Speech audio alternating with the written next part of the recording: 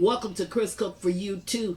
I'm doing this video as a remake. This is the chocolate chip cookies that are just so delicious. I don't make them, my daughter makes them, and even though you're going to hear my voice doing these instructions or this tutorial, she's going to be actually doing the preparation of the cookies. Now, we had done this video, but for some reason, and I'll say it's technical difficulties, this part of the video did not show up. So it's just the first part that I'm going to be redoing. Everything else is going to be the same, and the ending. The ending is supposed to be where she puts the little twist on it and she prepares them like I like them. And the only thing that we're going to do at that stage, even though you won't see it, is to just add walnuts, because I like walnuts in my chocolate chip cookies. These cookies are very delicious. I think if you try them, you're truly going to enjoy them, and so will your family. So let's get started.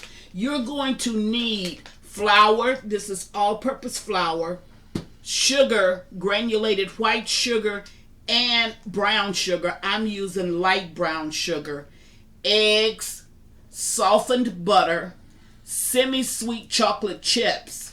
You're going to need some hot water. I didn't put it in here, but we will have it at the time that we get ready to mix everything together. You're going to need some vanilla extract. Now, this vanilla extract, and I don't even know if you can buy it here. We got it on a trip to Mexico. So I think that if you just regular vanilla extract will do. But I don't want you to see this bottle and say, oh, where'd you get that big bottle from? Can I purchase it? I don't even know exactly what store, where it actually came from. You're going to need salt. You're going to need baking soda. Now, as usual, I will put your ingredients at the bottom of the tutorial. Okay, this is going to make roughly about 2.5 dozen cookies, but I want you to try this recipe not only at the holiday time, and I'm going to be doing we're going to be doing a lot of sweets because we're preparing for Thanksgiving, Christmas, and for New Year's. But you can try them out. You have enough time to try them out. Decide which ones you want to try and then go for it. Now, the only twist again I will say is just going to be the walnuts. And that's going to be at the end of the video. So all you do is just save some of the batter, add walnuts, and then go ahead and bake them off. Now, when you look at the thumbnail on the video, you're going to see the chocolate chip cookies without the walnuts, and you're going to see a little bitty plate in front that shows the walnuts. That's just the way I like it. So if you want to add something different, just save out some batter and go ahead and add it. I'll be right back to put together this delicious recipe, both me and my daughter. Be right back. Okay, now we are at the mixer, and the mixer is on low.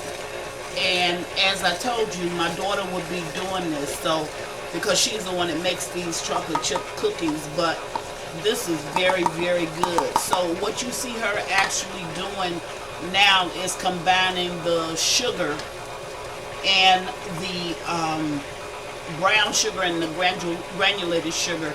She's combining that with the softened butter. Now, we had added the butter when we started the video up, so all now she's doing is just adding the 2 sugars to it. It doesn't make a difference if you add the brown sugar and then and this is light brown. If you add the light brown sugar and then the granulated white sugar, or if you do granulated white sugar and light brown sugar, okay? But you want to blend that very well, and that's the same thing that you do when you're making your cakes. You want to blend your sugar and your butter very well, and most of your cakes will start out with you doing the sugars and the butter first, and then you'll add, just like she's doing, the eggs.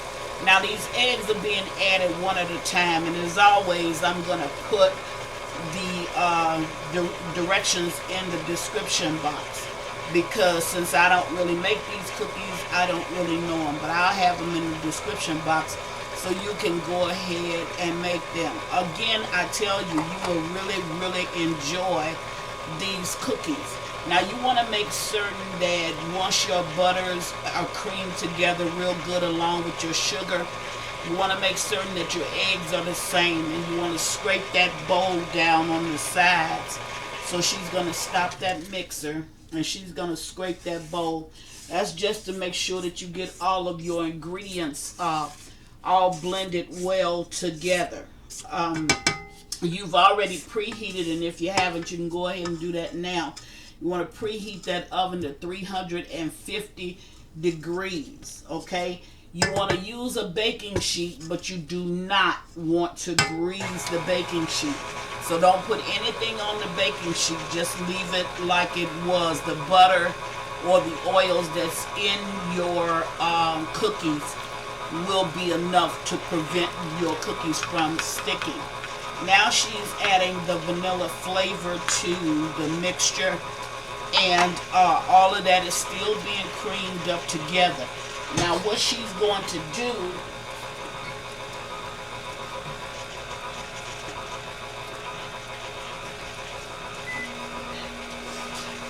I'm sorry, I stopped talking because I wanted to warm her water for her. And she's going to add the baking soda to the water.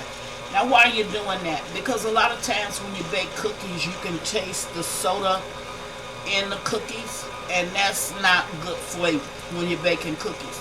So one of the ways to dilute that taste is by mixing the baking soda with whatever liquids you have, and in this case it's going to be water. So let me get it.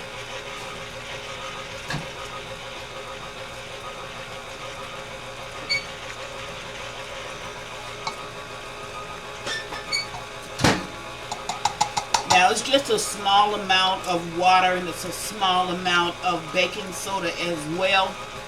And you want to mix that together, and then you want to add that mixture to your cookies. Now this whole process takes about 10 minutes. So that's not a long period of time. And I wanted to tell you that if you want to change your semi-sweet chocolate chips, you can change it to whatever kind of chocolate chips you want to use, whether it be milk chocolate, sweet, semi-sweet. You can just go ahead and change that to whatever it is that you prefer. Okay? So once you get that baking soda in, and this recipe is real good, and it's a good thing that you mix the water and the baking soda together, because you do not taste the baking soda in these cookies. You really don't taste it. So you're going to enjoy it. Now once you've added that baking soda to it, then you're going to go ahead and add in your salt.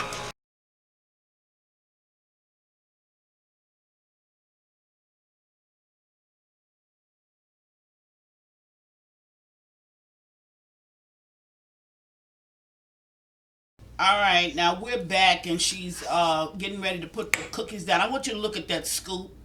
This is an ice cream scoop that I'm using, but when you're making the cookies, or when you're putting them down, just go ahead and use a tablespoon, okay? Because that's going to give you and kind of over dip the tablespoon, and that's going to, or put a little bit more on top. And that's going to give you a thick cookie, but a rich enough cookie, or a filled enough cookie where you'll get a good taste. She's at the stove, okay? She's going to take these cookies out, and that's what they look like. We cannot move the cookies because they need to cool for about 4 to 5 minutes. So once they cool, then she's going to repeat that process. She's going to take it off, put some more on, and keep on baking until she gets to the ones that I want. Now they smell delicious, and you want to leave them on your baking sheet until it cools. Okay, now we're back, and the cookies are completed. Here they are. These are the ones that are without nuts, and these are the ones that I love. The ones that I love are still a little bit warm. Just wanted to show you. That's the ones with the walnuts. Now I want to show you something. Look at these cookies. Don't get the cookies any darker than that. A lot of people burn the back. Burnt cookies are not good. So don't get the cookies any darker than that. And look at something else. See it? That's the size of the palm of my hand. Okay? So that's how you want these cookies to come out. And if you use the amount of the cookie mix that she put in the scoop, in the ice cream scoop, and then she put it into the pan, that's what you're gonna get. And these are, man, they're a little bit smaller, but you can see the chocolate chips, you can see the walnuts, and I got the crunch of the cookie. This is gonna be so delicious. This would be a good cookie to crunch up or to crumble up over your ice cream and make you a sundae out of it. It'd also be a good cookie with a glass of milk, even though I prefer mine with water. Okay, that's what I have for you today. My daughter is baking up her famous chocolate chip cookies. Her picture is going to be in the side of this video. I couldn't get her to come on screen, but you'll be able to see her anyway. Next up is going to be that curry chicken, and my other daughter is making the curry chicken. And as always, thank you for watching Chris Cook for You Too. Stay safe. Bye.